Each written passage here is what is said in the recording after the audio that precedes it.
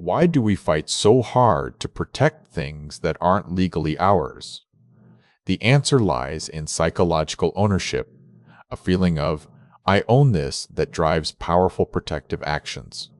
Psychological ownership is the subjective sense that an object belongs to you, independent of legal possession.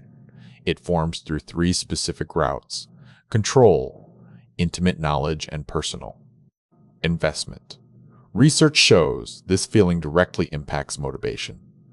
People with high psychological ownership exhibit greater organizational commitment and are significantly more motivated to protect shared resources than those who just hold legal title.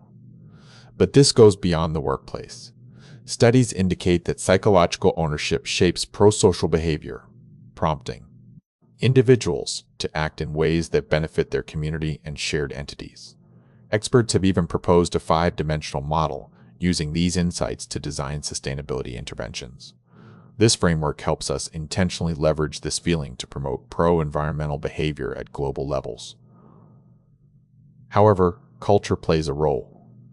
We know that an individual's orientation towards collectivism impacts how strongly they feel ownership and their intention to engage in secure behaviors. Ultimately, psychological ownership sits at the intersection of identity and motivation. It explains why communities become fiercely loyal and why customers act like owners long before they ever sign a contract.